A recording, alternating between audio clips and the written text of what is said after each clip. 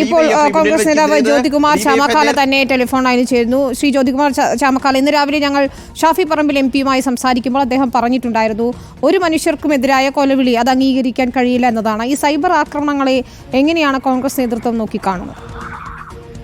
ഞങ്ങൾ ആരും കൊലവിളി നടത്താൻ ആരെയും ചുമതലപ്പെടുത്തിയിട്ടില്ല. ഇവിടെ പ്രസക്തമായ 2-3 ചോദ്യങ്ങൾ അവശേഷിക്കുന്നുണ്ട്.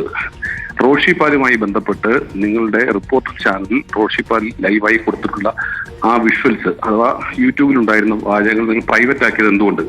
അദ്ദേഹം പറഞ്ഞിട്ടുള്ളത് രാഷ്ട്രീയമായ ശരിയായിട്ടുള്ള സ്റ്റേറ്റ്മെന്റ് ആണോ, ഒരു മാധ്യമ പ്രവർത്തനം ചെയ്യാൻ പറ്റുന്ന സ്റ്റേറ്റ്മെന്റ് ആണോ? അതൊരു വിഷയമായി ഒരു ഭാഗത്ത് നിൽക്കുന്നു.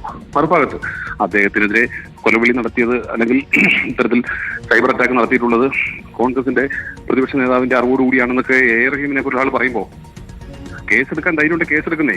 ഇവിടെ വ്യാജ ട്രോളി ബാഗുമായി ബന്ധപ്പെട്ട് ഇത്രയും ചന്ദ്രഹാസങ്ങളൊക്കെ വേളമുണ്ടാക്കിയ റഹീം എന്താ മുഖ്യമന്ത്രിയെ കൊണ്ടൊരു FIR പോലും ഇടിയിച്ചില്ല? വെറുതെ ഈ വിവരം കിട്ട സ്റ്റേറ്റ്മെന്റ്സുമായിട്ട് വരുന്നത്. അപ്പോൾ ഞങ്ങൾക്ക് പറയാനുള്ളത്, റഹീം ആദ്യം വിജയലക്ഷ്മി എന്ന് പറയുന്ന കേരള യൂണിവേഴ്സിറ്റിയുടെ പ്രൊഫസർ അവർക്കെതിരെ അവർ നൽകിയിട്ടുള്ള പരാതിയുമായി ബന്ധപ്പെട്ട റഹീമിന്റെ വിശദീകരണം ഒന്ന് വരട്ടെ. അവരെന്തെല്ലാം കാര്യങ്ങളാണ് പറഞ്ഞിട്ടുള്ളത് പരസ്യമായിട്ടുണ്ടല്ലോ. അപ്പോൾ അത്തരം ചാരിത്ര്യ പ്രശ്നങ്ങളൊന്നും റഹീമിന്റെ ഭാഗത്തുനിന്ന് വേണ്ട.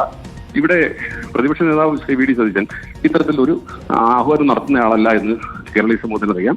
ഈ തരത്തിൽ അങ്ങനെ ഉണ്ടെങ്കിൽ നിങ്ങൾ കേസെടുക്കുന്നേ. പക്ഷെ ഞങ്ങളിപ്പോഴും ആവർത്തിക്കുന്നു, റിപ്പോർട്ടർ ചാനൽ കഴിഞ്ഞ തെരഞ്ഞെടുപ്പ് സമയത്ത് പാലക്കാട് ഉപതെരഞ്ഞെടുപ്പുമായി ബന്ധപ്പെട്ട് റിപ്പോർട്ടർ ചാനലിന്റെ നിലപാടിൽ ഞങ്ങൾക്ക് അഭിപ്രായ വ്യത്യാസമുണ്ട്. റിപ്പോർട്ടർ ചാനൽ നടത്തിയിട്ടുള്ള റിപ്പോർട്ടിങ്ങിനെ സംബന്ധിച്ച് ഞങ്ങൾക്ക് അഭിപ്രായ വ്യത്യാസമുണ്ട്. അതിപ്പോഴും ഞങ്ങളുടെ പരാതിയായി തന്നെ നിൽക്കുന്നുണ്ട്. റോഷി പാൽ പറഞ്ഞതുമായി ബന്ധപ്പെട്ട് ഞങ്ങൾക്ക് ഇപ്പോഴും പരാതിയുണ്ട്. അതിനകത്ത് നിങ്ങളുടെ ഭാഗത്തു നിന്നാണ് തിരുത്തുണ്ടാകേണ്ടത്. അതുപോലെ തന്നെ അരുൺകുമാറിന്റെ ഭാഗത്തുനിന്ന് തീർച്ചയായും അക്കാര്യങ്ങൾ ഏതായാലും സംസാരിച്ചു കഴിഞ്ഞിട്ടുണ്ട്. പക്ഷേ ശ്രീ ജ്യോതികുമാർ ചാമക്കാല കഴിഞ്ഞിട്ടില്ല, ഞങ്ങളെ സംബന്ധിച്ച് കഴിഞ്ഞിട്ടില്ല. നിങ്ങളുടെ ഭാഗത്തുനിന്ന് തീരുമാനം പറഞ്ഞിട്ടില്ല. നിങ്ങൾ അരുൺകുമാറിന്റെ ഭാഗത്തുനിന്ന് വന്നിട്ടുള്ളത്, റോഷി പാലിന്റെ ഭാഗത്തുനിന്ന് വന്നിട്ടുള്ളത് ഒരു പാർട്ടി എന്ന നിലയിൽ ഞങ്ങൾക്ക് അംഗീകരിക്കാൻ പറ്റുന്ന കാര്യങ്ങളല്ല. ശരി, വ്യക്തമാണ്. തീർച്ചയായും താങ്കളുടെ അഭിപ്രായത്തെയും അതേ ബഹുമാനത്തോടു കൂടി സ്വീകരിക്കുന്നു. ജ്യോതികുമാർ ചാമക്കാല, നമ്മൾ ഈ സൈബർ ആക്രമണത്തെ കുറിച്ചായിരുന്നു സംസാരിക്കുന്നുണ്ടായിരുന്നത്. ഞങ്ങളാരും എന്റർടൈൻ ചെയ്യുന്നില്ല.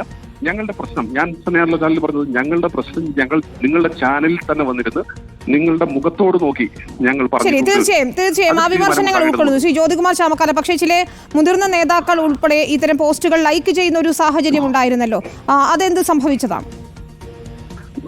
നോക്കുന്നേ, നിങ്ങൾ ഇതുമായി ബന്ധപ്പെട്ട് നിങ്ങൾക്ക് എന്തെങ്കിലും പരാതി ഉണ്ടെങ്കിൽ നിങ്ങൾ പരാതി കൊടുക്കൂ, അന്വേഷിക്കട്ടെ, കണ്ടെത്തട്ടെ. ഞങ്ങളെ സംബന്ധിച്ച് ഞങ്ങൾ ആരെയും സൈബർ അറ്റാക്ക് നടത്തുന്ന പ്രകൃതക്കാരല്ല. ഇവിടെ വനിതാ മാധ്യമ പ്രവർത്തകരെ ഉൾപ്പെടെ സൈബർ അറ്റാക്ക് നടത്തുകയും അവരെ ജയിലിലാക്കുകയും ജയിലിൽ നിന്ന് ജാമ്യം കിട്ടുമ്പോൾ സ്വീകരിച്ച പാരമ്പര്യമാണ് CPM-നുള്ളത്. CPM-ന്റെ ഏരിയ സെക്രട്ടറി ഉൾപ്പെടെ പോയി സ്വീകരണം നൽകുന്നതിന്റെ ഫോട്ടോ നമ്മുടെ പബ്ലിക് ഡൊമൈനിലുണ്ട്. അങ്ങനെയുള്ള റഹീമിനെ പോലുള്ളവരൊന്നും ദയവ് ചെയ്ത് ഞങ്ങളെ മാന്യത പഠിപ്പിക്കാൻ വരേണ്ടതില്ല. ഞങ്ങൾ ഇപ്പോഴും ആവർത്തിക്കുന്നു, ഞങ്ങൾക്ക് റിപ്പോർട്ടർ ചാനലുമായി ബന്ധപ്പെട്ട് പ്രശ്നങ്ങളുണ്ട്. അതിന്റെ പേരിൽ ഞങ്ങൾ ആരെയും സൈബർ അറ്റാക്കിന് ശ്രമിച്ചിട്ടില്ല. ചാനൽ തിരുത്താത്തടത്തോളം കാലം ഞങ്ങളുടെ പരാതിയായിട്ട് തന്നെ നിലനിൽക്കും. അത് ഞങ്ങൾ പബ്ലിക് പ്ലാറ്റ്ഫോമിൽ പറയുകയും ചെയ്യും. തീർച്ചയായും. വളരെയധികം നന്ദി ശ്രീ ജ്യോതികുമാർ ചാമക്കാല പ്രതികരിച്ചത്. ഏതായാലും സൈബർ ആക്രമണത്തിന് പ്രോത്സാഹിപ്പിക്കുന്നില്ല എന്നാണ് അദ്ദേഹം പറയുന്നത്.